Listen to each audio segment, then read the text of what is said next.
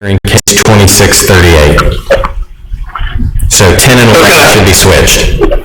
Understand. All right, I'll make that middle note. Try and catch me if I don't remember it, but I will try and make a middle note. You bet. Okay.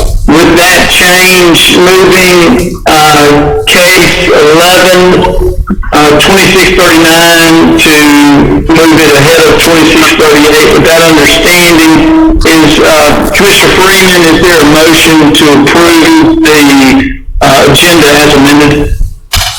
Yes, Mr. Chairman, I move the adoption of the agenda as amended.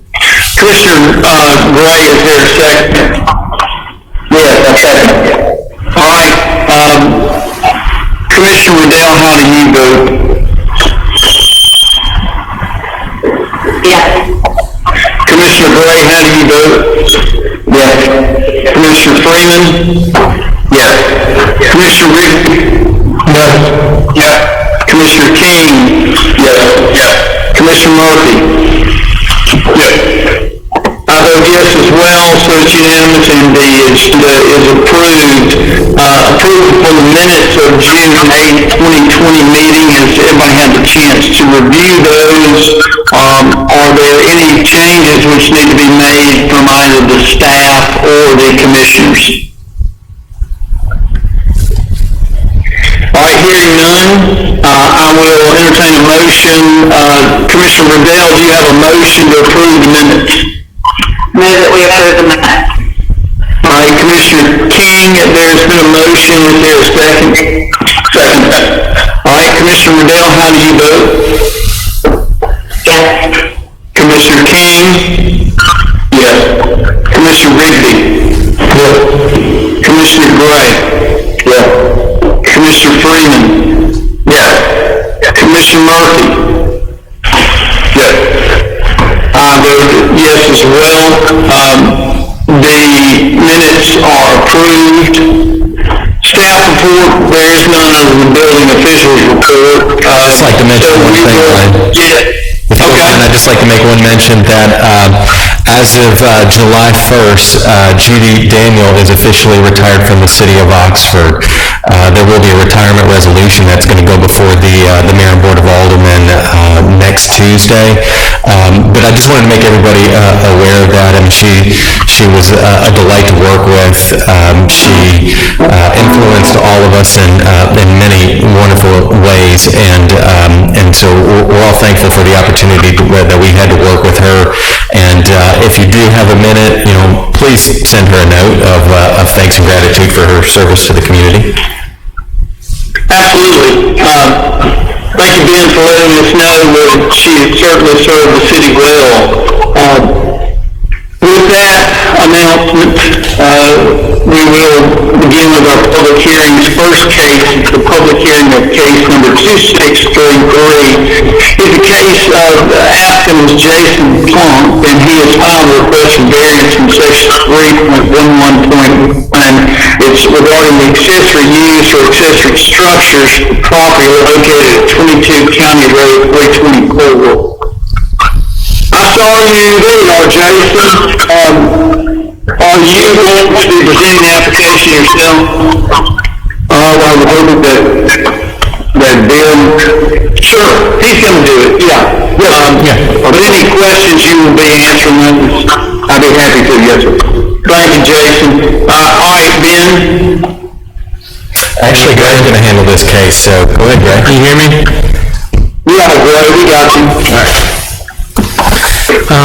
The applicant, Jason, Mr. Plunk, would like to construct a 20 by 40 foot covered open air pole barn for parking vehicles. The structure will be located more than 5 feet from a property line or another structure.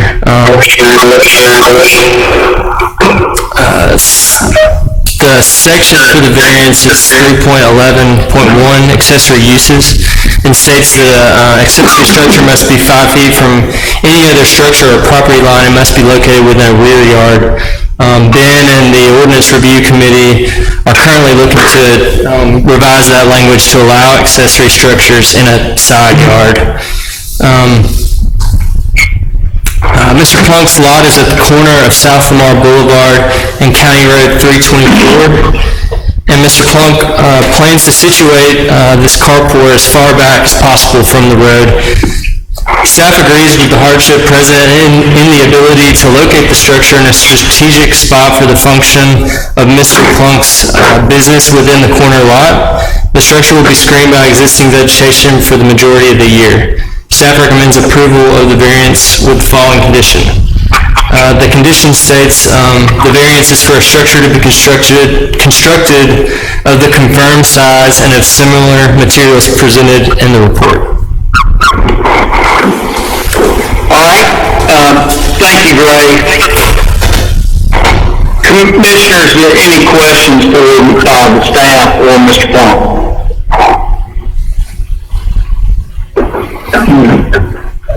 All right, hearing none, is there a motion, Commissioner King, is there a motion on the request for variance?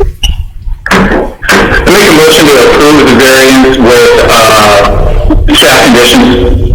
Thank you. Commissioner Freeman, is there a second? Second on case 2633. All right, there's a second. Commissioner King, how do you vote? I vote yes.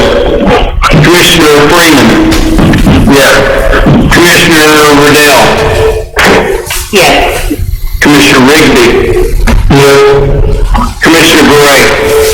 Yes. Commissioner Murphy? Yes. I vote yes as well. The variance is passed unanimously. Thank you, Mr. Plum, for your time. Which brings us to the next case, is 2634, it's Patton Construction's request for another variance from section 3.2.18 regarding retaining walls of property located at 713 Ridgewood Manor Drive. Who's got this, Ben? I do, thank you. The applicant, the Yost family, their property is located at the corner of Park Drive and Ridgewood Manor, the house is situated so that way the front is actually facing towards Ridgewood Manor, and the rear portion of the site is actually facing towards Park Drive, and it sits pretty far up the road, so it's kind of difficult to even see. But as you'll see inside your packet, the Yosts are experiencing some erosion issues along the slope and even below the deck. Or I guess underneath the deck, as it was, as I understand it, and you can even see it in the image there. And so they've been meeting on site. They met with me on site with their contractor, and we discussed the options. They were well aware of the requirements for retaining wall heights of 4 feet when they're located in a front yard, and their concern is, as you can see from the pictures, if they had to do a series of retaining walls, then it's going to potentially jeopardize the existing mature trees, which help screen the rear portion of their house from Park Drive. And so they're before you today to request a variance that would allow them to construct an 8-foot retaining wall. And you can see from that exhibit, it's actually in close proximity to the house. It's pretty good ways away from Park Drive, and they do have a landscaping plan. They do plan to help screen that wall, and they believe that this is the best method for them to secure that slope, and the erosion issues that they have right now. I believe Mr. Yost or the Yosts are on the line, and I think their contractor, Bridget Mays, is also on the call. So happy to entertain any questions that you may have, or any questions for them.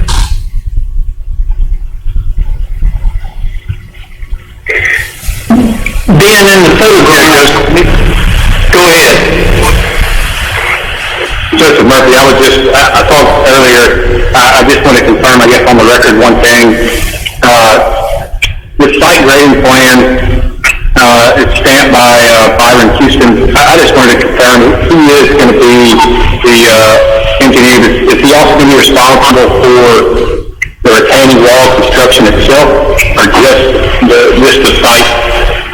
Just the site. Is there a difference? I don't know. Mr. Rigby may be able to speak more into this, but that's the only question I really had as far as a liability standpoint. Hey, Bridget, are you on the line?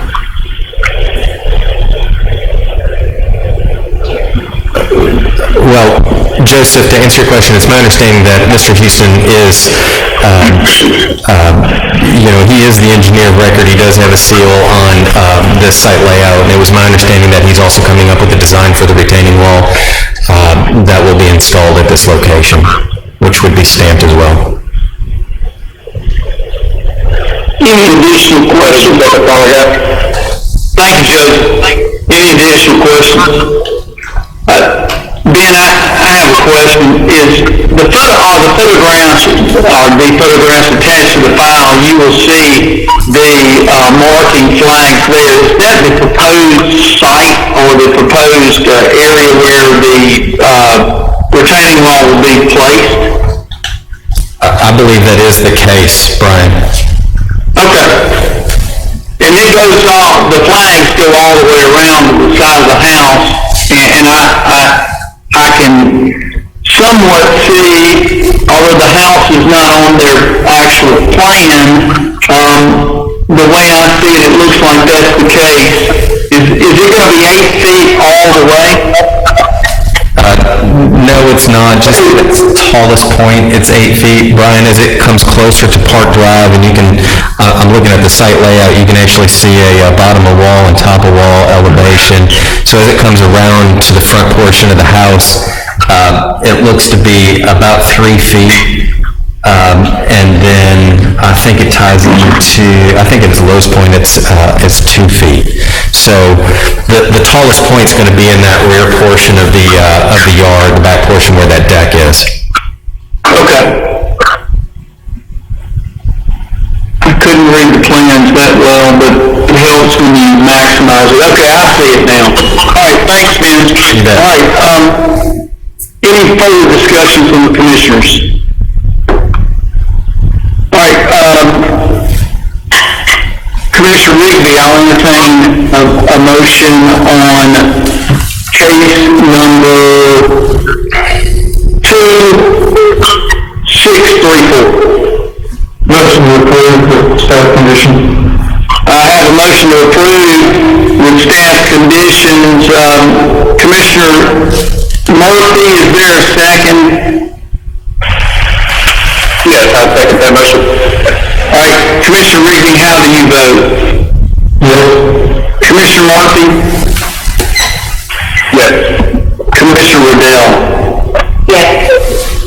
Commissioner King? Yes. Commissioner Freeman? Yes. Commissioner Gray?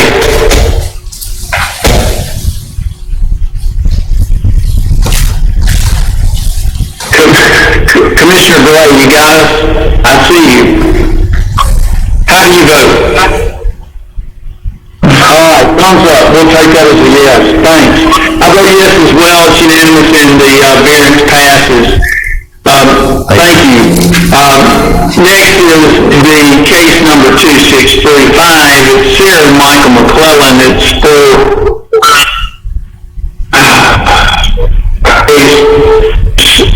setback variance for different areas for property located at 232 Sibley Street. Ben, who has this? This is great. I've got that one. Okay, great. Go ahead. Thanks, Brian. The McClellans are proposing several additions to their home that was built in 1949 before zoning in the city of Oxford. A new master bedroom is planned for the west side of the house, a front porch and a fireplace to the east, and a storage room off the northeast side of the house. Each of the setback variances are located for the east side yard. One a non-conforming variance and variances for the fireplace and the proposed storage room. The additions along this east side will maintain the building line of the existing home. The applicant states that the proposed storage room location makes the most sense for interior connectivity, and the fireplace will be centered with the living room and front gable. Attached in the report are 2 letters of approval from adjacent neighbors supporting the location of the McClellan's additions. The homeowner also emailed us a letter this afternoon that Ben forwarded on to you all, and he wanted to reach out and let you know if you have any questions, you could reach out to him. Staff recommends approval of these variances along the east side with the following condition, that the variances for the site plan is submitted.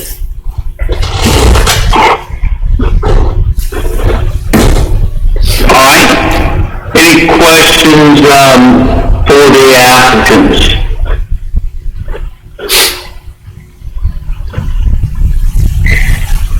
Hearing none, I'll entertain a motion on case number 2635, the request for variances. I think there are a total of 3. Commissioner King, do you have a motion? Yeah, make a motion to approve the 3 variances in case 2635, subject to staff conditions. Commissioner Riddell, is there a second? Second. There's a second. Commissioner King, how do you vote? Yes. Commissioner Riddell? Yes. Commissioner Rigby? Yes. Commissioner Freeman? Yes. Commissioner Gray? Yes. Commissioner Murphy? Yes. I vote yes as well. Variance is granted, which brings us to the next case, and it's public hearing case number 2636. It's Scott Paul and Angela Manley. It's another request for 3 separate variances for a property located at 215 Beacon Point. Yes, sir. Who has this, Ben? I've got this one again. Okay, great. It's a similar request to the previous case. The Manleys are proposing a large addition to the west side of their home. The Manleys are requesting 3 setback variances. 2 of them are non-conforming existing issues, and 1 for the large home addition. Portions of the addition will be visible to the south along Garner Street. This lot is at the corner of Garner Street and Beacon Point. Along where that addition is proposed there's currently an attached carport. The carport will be removed, and the addition will not extend any further into the front north setback.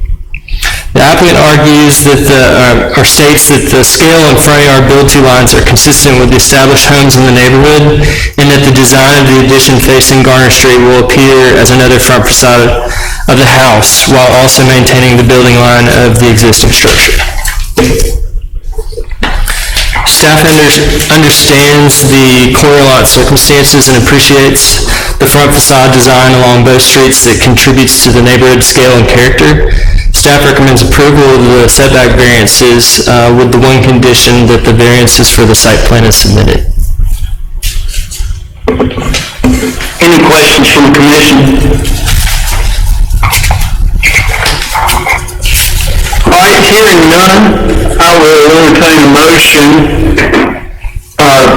Commissioner King, I'll entertain a motion as to the variances requested in case number 2636. Make a motion to approve the 3 variances in case 2636. Commissioner Freeman, is there, subject to staff conditions? All right, Freeman, is there a second? Commissioner King, how do you vote? Yes. Commissioner Freeman? Yes. Commissioner Riddell? Yes. Commissioner Gray? Yes. Commissioner Rigby? Yes. Commissioner Murphy? Yes. I vote yes as well. The variance is passed. This brings us to case number 2637. It's Beth McKee, and she's filed a request for variance. We from section 3.11.1, accessory use or structures for property located at 130 Glen Alden Circle. Ben, you were great. I've got that one, Brian. Yeah, this has to do with the distance between the distance requirement in the accessory uses section. This spring, the city's building inspector reported a decorative arbor that had been constructed between the applicant's residence and an adjacent house without permit in the Glen Alden subdivision. The applicant is seeking this variance now to remedy the non-conforming arbor. The applicant has provided a letter from the Glen Alden Neighborhood Association that states that the arbor has been approved, and that is within your report. Staff acknowledges that Ms. McKinney received all necessary approvals to construct the arbor from her adjacent neighborhood and neighborhood association. Staff recommends approval of the variance with the following conditions. And two of these conditions relate to the proper channels to go through the building department, and we talked with Chris Carter about how these would be worded so that they could get their permits. One, since this arbor was constructed without obtaining a building permit, the building official requires that a retroactive building permit be obtained within 30 days of this approved variance. Two, the building official also requires that the applicant demonstrate that the arbor is constructed of fire retardant wood per the IRC standards. And three, approval is for the request is submitted. Thank you, Gray. Thanks. Any questions from the commission? Yes, Joseph. All right, I'm just going to recognize, I think Commissioner Freeman got in there first. So, Commissioner Freeman, your question? Just a question, is that treated wood fire retardant for the IRC standards?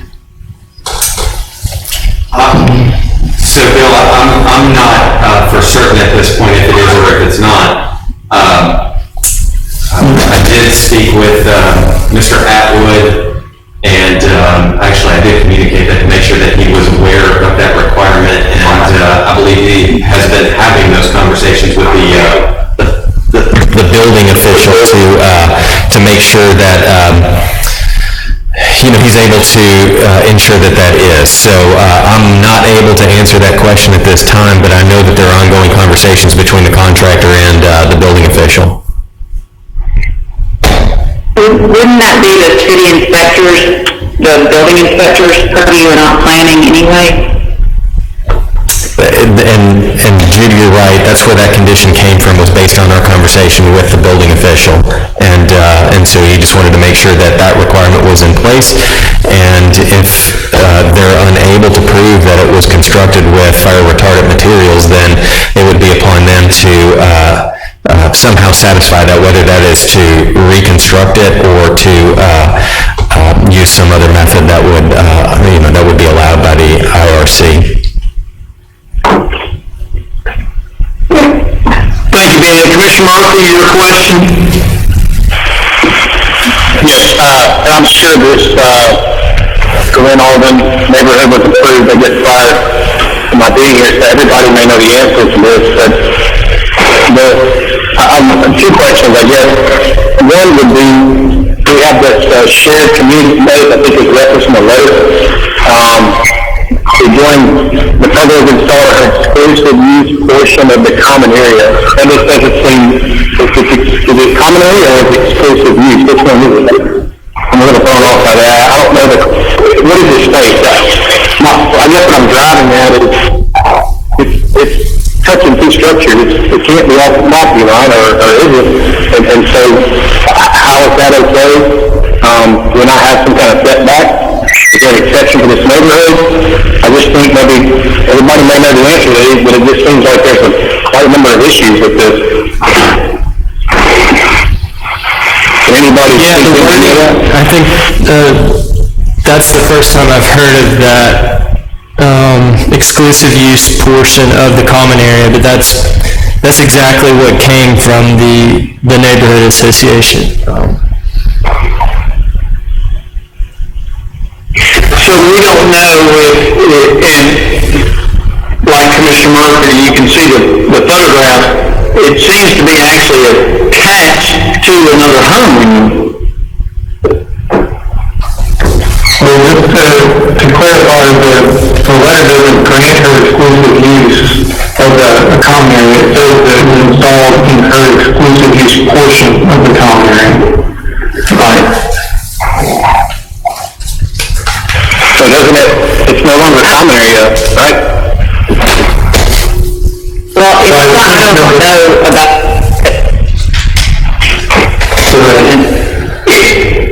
If you want my interpretation of it, here it is that these two homes share a common area, and they get to use it. The approval by the adjoining property owner was granted, and I assume that means you can attach this pergola to the side of my home. That's just what I'm assuming. Again, the wording of the letter is not good. And it's confusing at best. But I'm not sure exactly when the Grunwald subdivision was created nor how their common areas were defined, and so I'm just reading into it. I'm wondering if common area was misused, shouldn't be in there. Sometimes these houses, and Ben can tell me if I'm wrong, but sometimes they sort of zero lot line houses, you own the left side of your house up to the next house, but you don't own the right side of the house, because that person owns the left side of their house. You know, the yard, you only own one side yard. And so I'm wondering, is this her side yard? Yeah, and then, so typically there's typically there's like a maintenance, a maintenance common area that's between the two, or an easement that'll allow for, the property or the building that's up against the property line to be able to make repairs on that on that side of the house or structure. And so maybe that's the reference to the common area easement there. If the commission does not feel comfortable, we could certainly table the request, and we could, seek additional clarification, unless the applicant's able to address it on this call. Is the applicant available? I don't know if you can hear me. This is Beth Mackey. I'm actually on the call, and it is my home. Can y'all hear me? Yes. Okay, perfect. Thank you. So that is I'm sorry, Judy, I think is your name that you spoke a second ago. That area is my area. So you're correct. When you're looking at the home to the left, that is mine. That wall on the left, that's the other owner's home, there's not a door or window on that, and then their side yard is to the left as well. So, that is my area. It's not that's not a common area. So I think the one that they used was incorrect in that letter from Summit Properties. Right. It's just a poorly worded letter. Correct. Okay. So this will be your exclusive use in your side yard? That's correct. Yes, sir. Thank you, Ms. Mackey. Of course. Any more questions for the applicant who's on the phone? Understanding that the building official, the building inspector has some other work to do, I will entertain a motion. Commissioner Riddell, is there a motion on the request for variance if there are no further questions? Yes, I'm sorry, Joseph, my phone was on mute, I was just talking, sorry. A quick question for the homeowner, or Dan, or I guess Greg. Is there an offset requirement? Do you have to have a set off in the property line? Or is there an exception for the neighborhood since you guys have this, left side is all yours, right side's not? Is there some kind of anything that you know about that, or did you deal with that? Or Joseph, this was approved as a zero lot line subdivision, so that's why the property, or the applicant or the homeowner was just saying that, this is her portion of her yard, so her, I guess it would be the left side of the building would actually be up against the property line, and, so this is kind of her side yard, so it has to touch on the property line with that zero lot line subdivision, and then there's usually about 10 10 feet separation between one structure from the other. That's actually never been a better way to ask, so this is really a lot line or not. So yeah, all right, perfect. That's my questions. I'm good. Thank you. You bet. Thanks. All right, Commissioner Riddell, do you have a motion on the request for variance? I move to approve with any staff recommendations, if there were any, I can't see it.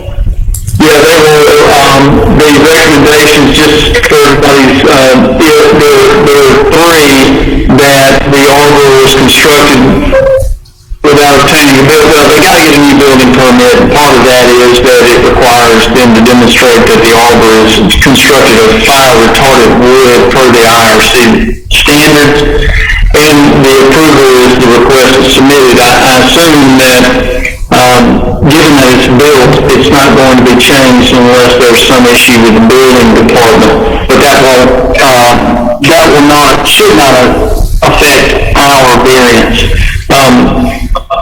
You have the motion, is there a second? Commissioner Gray, is there a second? Yeah, can I just ask a bit of clarification? Sorry. Certainly. Since there's a question about the materials, and then this is really a tricky point, but if we approve this structure and there's a problem with the materials, are we approving a replacement structure of the same material, or the proper material? I believe that would be the case, yes, JR. Okay, just clarifying, thank you. Yeah, I think if she has to rebuild it or reconstruct it, then it goes in the same place and it's the same, the variance is still staying. All right, I have a motion and I have a second. Commissioner Riddell, how do you vote? Yes. Commissioner Whitby? Yes. Commissioner Gray? Yes. Commissioner King? Yes. Commissioner Freeman? Yes. Commissioner Murphy? Yes. I vote yes as well. It's unanimous. Ms. Mackey, thank you for your attendance. All right, now comes, I believe, then is where we switch things up and we will hear case 2639 or 2638 first. Yep. 2639 right now is that's the applicant's University Shopping Center LLC, David Blackburn. And this is a request for a preliminary and final plat approval for University Shopping Center Lot 1. I think we're all familiar with this property. It's the University Shopping Center located at the northwest corner of University Avenue and Bramlett Boulevard. University Shopping Center LLC acquired the entire shopping center, which includes the building containing Allison Company, Don and Dale's, the social liquor store, the buildings containing the Armed Forces Career Center, Little Caesars Pizza, the UPS store, and Burger King. Additionally, the entity also acquired the Super Tan building. The total property measures about 5.14 acres, and it is all zoned traditional neighborhood business. The applicant is requesting a preliminary and final plat approval to create a one-lot subdivision. The University Shopping Center Lot 1 will measure about 0.392 acres or 17,000 square feet, and it does comply with all subdivision requirements of the code. The applicant has submitted a site plan for this property for Origin Bank, which is currently being reviewed by the Site Plan Review Committee, and it's also the subject of a variance request for the front yard build-to line in case 2638. I do want to point out that we have had conversations with or at least the applicant's engineer, myself, and their landscaper have had conversations with the tree board as it pertains to 3 trees that are located on the right-of-way. And so those conversations are ongoing, but at this point, they're proceeding with the request for this subdivision. And there is a condition of approval for Mayor Board of Alderman approval of this plat. Shanine is on the call if you have any questions for him. Any questions?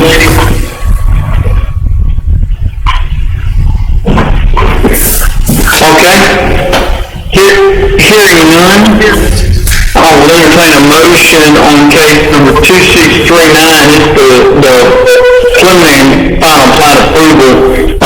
Is there a motion, Commissioner King? Yes, make a motion to approve the preliminary and final plat in case 2639. There is a motion. Is there a second, Commissioner Whitney? Second. I have a motion and a second. Commissioner King, your vote? Yes. Commissioner Rigby? Yes. Commissioner Riddell? Yes. Commissioner Gray? Yes. Commissioner Freeman? Yes. Commissioner Murphy? Yes. All right, I vote yes as well.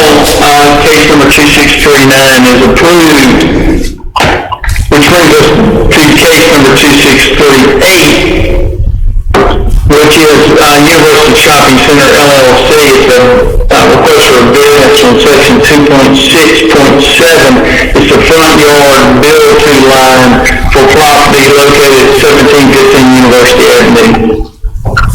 So it's the same piece of property that was the subject of our last discussion. The applicant, as I mentioned, has submitted a site plan for Origin Bank. You can see the layout as it is proposed right now on your screen and in the file. And in order for the applicant to maintain the width of the existing drive aisle, in addition to providing a single row of parking in front of the building, green space adjacent to the sidewalk and foundation plantings in front of the building, the applicant is requesting a 2.5-foot front yard build-to line variance. As always is the case with redevelopments of existing shopping centers or existing properties with other development on it, incremental change can be a challenge, and I think the developer's trying to slowly redevelop this entire site, and this is the first part of that process, so that's why he's requesting this 2.5-foot build-to line variance, and that's something that we're going to discuss later in our land development code modification, where we're proposing a slight change to the requirements for this district.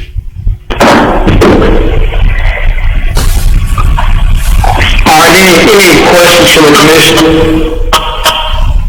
for the applicant or for staff? Yes, this is Bill Freeman. I have one, and that's just the drive-through lane. It looks like it is on the west side of the building, and for some reason I thought we were trying to keep all of these, avoiding the site from the main road, such that we would normally try to get these in the back of the building.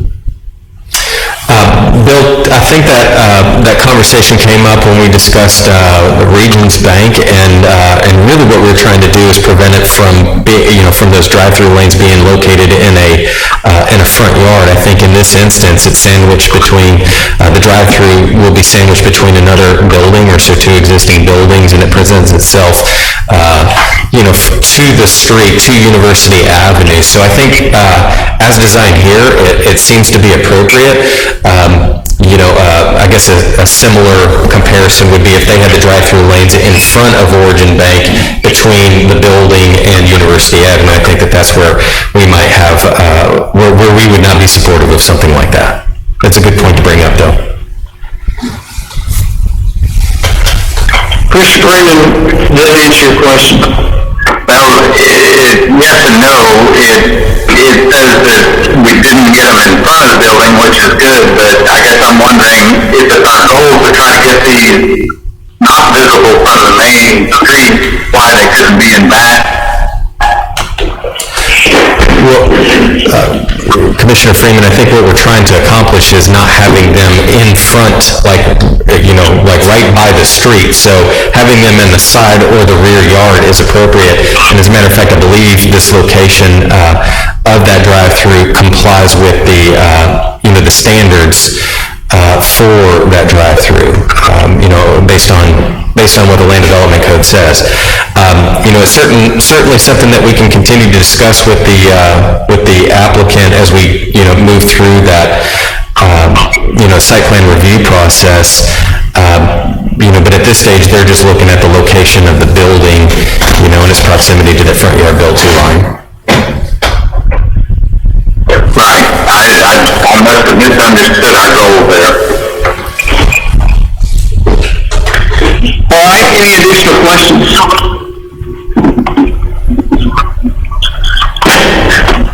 Hearing none, I'll entertain a motion,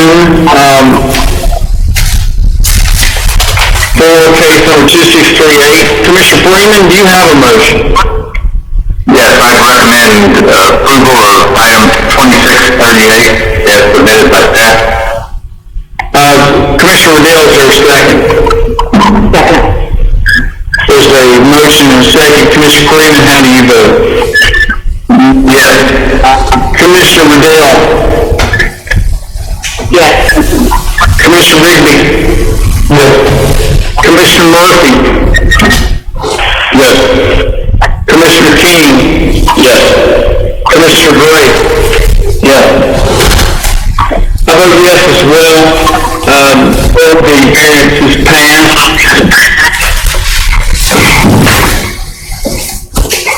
Which brings us now to case number 2640, it's Updraft Investments, and it's a request for adjustments to the Lamar, the traditional neighborhood development. They're going to modify phase 2 by changing the multifamily mansion flats into single-family homes, and this is for property located within the Lamar, located east of Jenny Avenue and north of Cincinnatus Boulevard. Ben, I've got this one. In 2017, the Lamar T&D was approved by the Planning Commission and the Mayor and Board of Aldermen as Oxford's first traditional neighborhood development. Since that time, the developer has continued the construction process of the residential component that is located in Phase 2. Phase 2 consisted of single-family detached, single-family attached, and multifamily housing.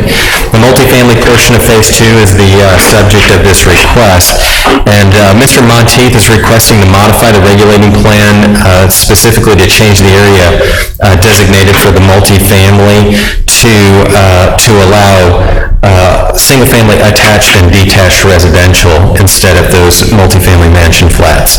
The mansion flats, they're a creative concept to facilitate multifamily units in a structure that presents itself as a large estate single-family home. The site plan for the mansion flats was previously approved by the Planning Commission, and it indicated a total of 7 structures, 35 units. That originally approved site plan is included in your packet. Mr. Monteith has indicated that he would like to make this change to the T&D because of the increased saturation in the multifamily housing in Oxford since the T&D was approved, and because of interest in larger estate homes that are not currently offered in the Lamar. He also expressed that the intent is to construct homes that are of similar size and scale as the proposed mansion flats, but they would be sold in single-family units instead of 5 units per structure. So we get a little bit more technical as it pertains to the details of the Lamar.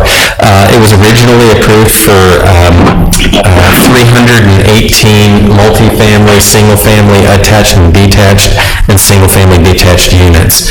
This modification, through this modification, Mr. Monteith is trying to maintain the same number of units, but would like to reallocate those to other areas.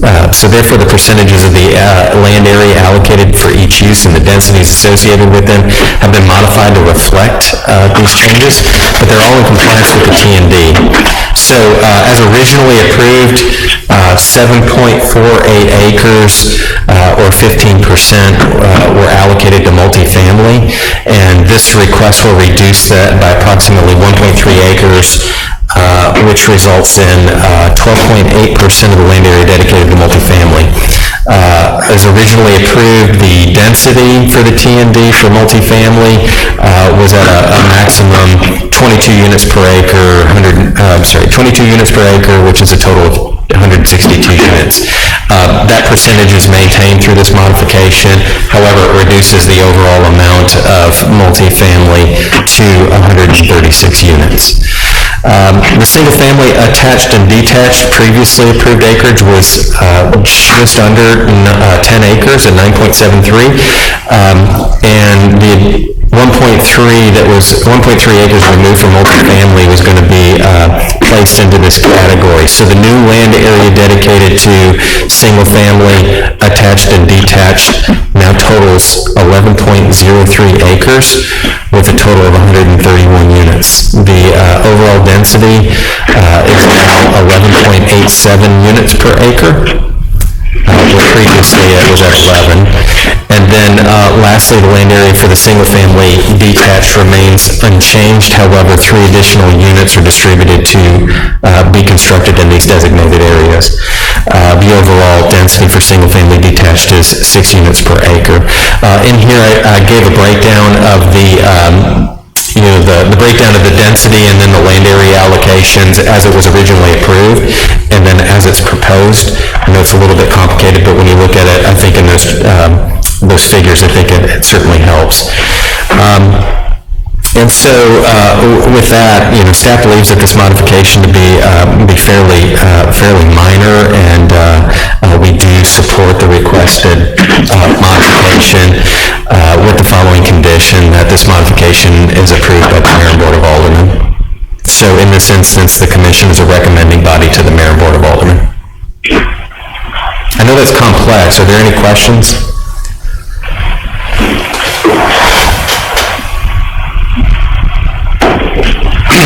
I don't hear you. Mr. Chairman, this is Bill Freeman. I just have one thing I'd like to go on record as saying, Mr. Monteith built the house that I'm sitting in right now to talk to you, and I hold no personal grudges against him. I think he's a good developer. All right. I'm sure Matt appreciates that. Go ahead. I do want to ask Mac one quick question. I think I found one back there. Sure. I'm on the Shane Cardwell microphone. Okay. I know you said really the estate home look like. I mean, you said larger estate home, kind of model after mansion flats. So what does that mean? Bedroom, bath, square footage?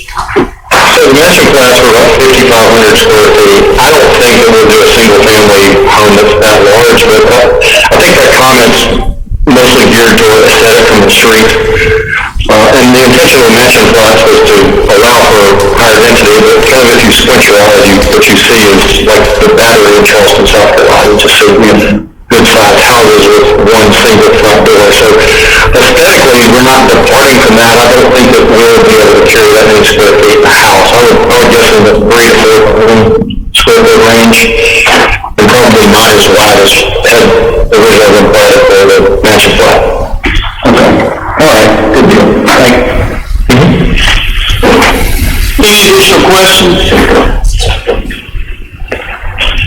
Hearing none, I'll entertain a motion on case number 2640. Commissioner Reed, do you have a motion?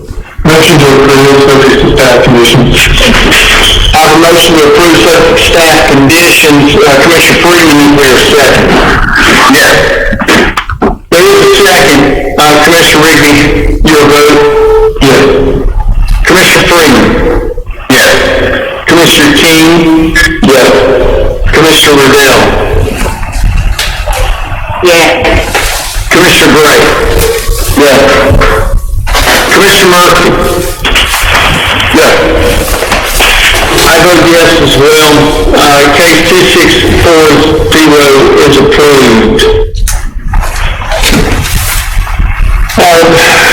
The city of Oxford has postponed case number 2641, which brings us now to the amendment to the Land Development Code, case number 2642. Ben? You bet. Give me 1 second. Let me pull something up here.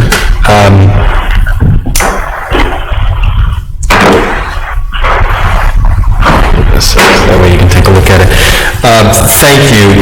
Yes, we are proposing a few modifications to the Land Development Code. First will be a modification to the build-to line max standards for the traditional neighborhood business, the suburban corridor, and suburban center districts. Additionally, we are proposing a definition of a second story based on our previous discussions and our staff's previous interpretation. And then we're also modifying the medical facility standards to expand the allowed building size in particular in the ag, the rural center, and the traditional neighborhood business districts. So first I'd like to discuss the build-to line standards.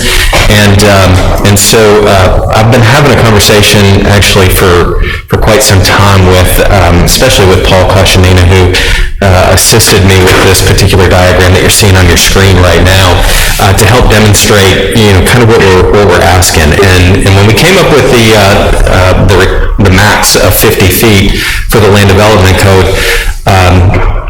we were doing our best to take into consideration all departmental requirements and things like that. And so 50 feet, what we were trying to accomplish was to facilitate everybody's needs, to allow for a single row of parking in front of the building, trying to keep the buildings as close to the street as possible. And so in this modification, we're proposing to modify that max to a total of 58 feet. I believe that that 58 feet still meets the intent of what we previously desired. I think it better facilitates developers and development to meet all needs, including like a wider access aisle, wider drive lane, which helps. It helps in a couple ways. It helps to allow for fire trucks and life safety vehicles to move in and out, but it also facilitates a little bit deeper area for people to back out of parking spaces. Additionally, you'll see in this diagram that there's a 6-foot wide sidewalk here. So typically, right now we're seeing 5-foot wide sidewalks that are presented, and so I think it's ideal to have a 6-foot wide sidewalk. Gives a little bit more room for pedestrians to maneuver in and out. And then you'll also see there's a 4-foot landscape buffer or planting area that's up against the building. So at the end of the day, this modification just helps facilitate or better facilitate what we were trying to accomplish previously. So that's that modification, and we'd like that to be applied to the traditional neighborhood business, suburban corridor, and suburban center districts. Are there any questions on that before I talk about the footnote? Okay, hearing none, I'll move on to that. So footnote 3 of the traditional neighborhood business district, it does say that there's a 1-story building may be requested by special exception. And so in parentheses, and this has come up on multiple occasions, about what constitutes a second story. And so this commission has heard many times staff say that from the onset of the new Land Development Code, our interpretation has been that at least 51% of the building footprint needs to be functional second-story space. That interpretation has been in place since 2017. We like to now memorialize that as part of the Land Development Code, and should somebody wish to request something different, then they could seek a variance for that. But we included that language, the second story shall consist of a minimum 51% of the building footprint as functional space or function space, and then we also added that in a definition inside Chapter 10. And then, any questions on that? Yeah, Dan, Joseph, what is, it says limited by allowed FAR, F-A-R. What does that stand for? It's floor area ratio, and so that actually pertains to a 4th story, Joseph. by special exception, so I think that's another provision for a special exception for a taller building there. But limited by floor area ratio, so it's the area in which you're able to develop on the site for building purposes. Great, thank you very much. Yep. Hey, Ben? Yep. Go ahead, Julie. Well, I was just gonna say, it's not really a question.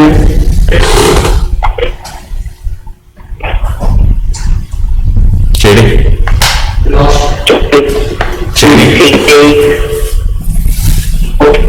Hey, Judy, I think we've... It's not, they can't afford it, that is not very rentable in a lot of, and causes them undue hardship. And I think that it also encourages people that already own property, I mean, I think it discourages them from building, and then they sell to a big corporation that can't afford to have empty office space up there. That's just my 2 cents about it.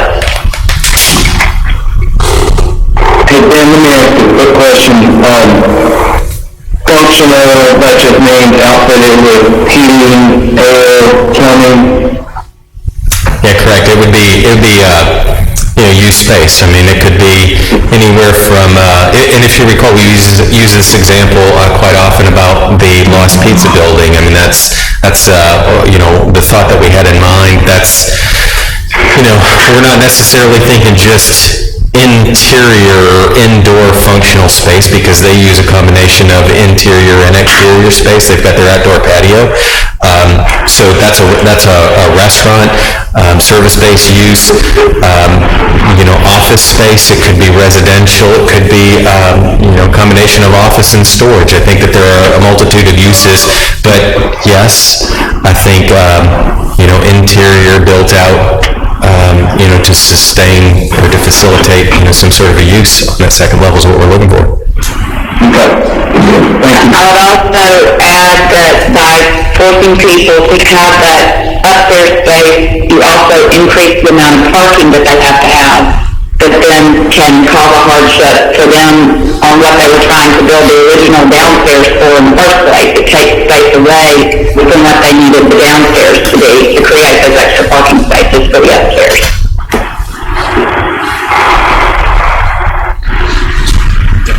I hear you, Judy. I understand.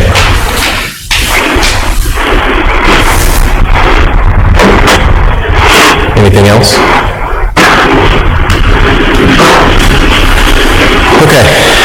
Article 3, medical facilities, and so recently having conversations and actually, really starting to utilize this provision of the code for some people that are looking at ways to develop property, and one thing that we discovered was that the medical facilities inside the traditional neighborhood business district were limited to not more than 7,000 square feet. It was actually in T&D and the rural center district. I think, for the most part, that standard was built to, trying to, in a way, limit or minimize the impact in the neighborhood business district that, a lot of times an intense use can bring and will bring increased traffic and, I think volume and speed increased traffic. I think some noise associated with that. There's some safety elements associated with it. But when you look at the traditional neighborhood business, or the uses available to the traditional neighborhood business district, it was interesting to see that a grocery store was allowed either by right or by special exception in some of these districts within certain parameters. And so, I think just evaluating this, a medical facility, you can probably be less intense than a grocery store, in that, yes, they're both going to bring, I think some volume of traffic associated with it. However, I think the medical office is going to be limited in its hours, right? I mean, it may be a 6 until 5 or a 7 until 6 p.m. hour operation, where a grocery store might be longer. It could be 24 hours. It could be, as late as, 10 p.m., midnight, whatever the case may be. And so when you look at this modification, we've actually built it so that way it's consistent with that requirement for the grocery stores. I will note that I think the only district that would facilitate like a veterinarian clinic for larger animals would be inside the ag or the rural center district. Otherwise, they would not be allowed in any of the other districts. And then by special exception, a medical facility could be proposed in the suburban multifamily in the historic urban center district. And then the last thing I'll point out is a condition. One of the things that, I think one of the big differences between maybe a grocery store or an office building would be a lot of times you'll see grocery stores as being just a single-story building that, we see Kroger right now going through their expansion. I mean, they're pretty substantial. And so one way to combat that in the TMD district would be to limit the floor plate. So as I've proposed it here, the building footprint could not exceed, 20,000 square feet. So do you understand the difference there between the footprint and then the gross square footage overall? Because I think, you would have a requirement in that TMB district to have a multi-story building unless you were approved for a special exception for a one-story building. But if you wanted to have a 30,000 square foot building, then, that could be accomplished through a 20,000, square foot ground floor and then a 10,000 square foot second floor or some combination thereof. Questions on that? Okay. As Gray mentioned earlier, we're proposing a modification to the accessory uses or structures, simply to allow an accessory structure or use to be located in the side yard, or at least to be requested by special exception. As often the case when you look at some of the development patterns throughout Oxford, we often find carports that are located, detached carports that are located in the side yard. I think, we're presented with issues with corner lots and people that don't technically have a rear yard that are trying to facilitate a shed or some sort of accessory structure, and this would allow them to request that by special exception, not necessarily through a variance request. And then lastly, in chapter 10, we added that definition under story, what a second story is. And I'm just going to make sure that, I'm going to correct that so that way it reads functional space, not function space. Are there any questions?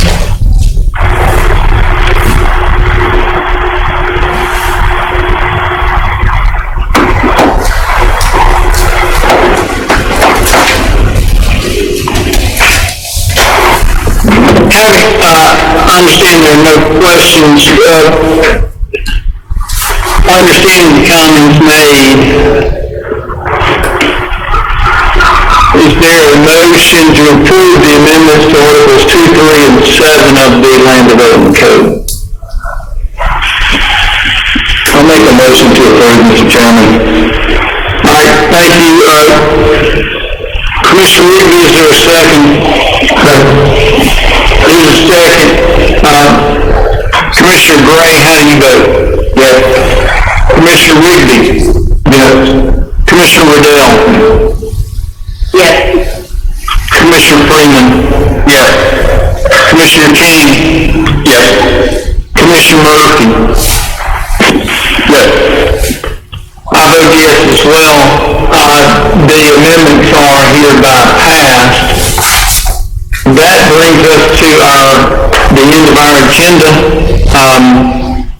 I will tell you before we get off, that there is no rhyme nor reason to what I'm doing as far as calling for motions or seconds. It's really just who I see on my camera. So that's just the way it goes. I'm not picking on anybody, nor am I showing any favoritism. Also, you might find it odd that I asked for a motion and a second, yet then asked for your vote, which seems odd, but I have been instructed by the city attorney that that's how I have to do it. So, even though you're stating the obvious by making a motion, and even more obvious by seconding the motion, you still have to vote yes or no. You can vote against your own motion. So you could be out of here 15 minutes earlier if it wasn't for Paul Watkins making a few things twice. The only person on the line getting paid by the hour. That's right. Remember that. That's spoken by a legislative attorney. A true hourly wage employee, I'm sure. All right. Well, that is it, and I am going to ask one more motion, and I'm going to ask Commissioner King, since his microphone is muted at the time, if he has a motion to adjourn.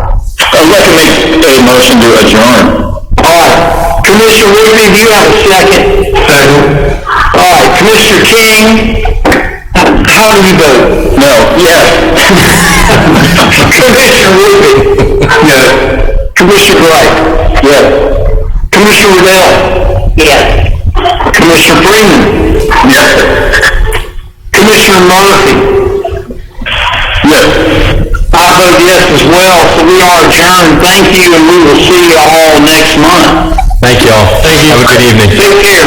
Yes. Thanks, everyone.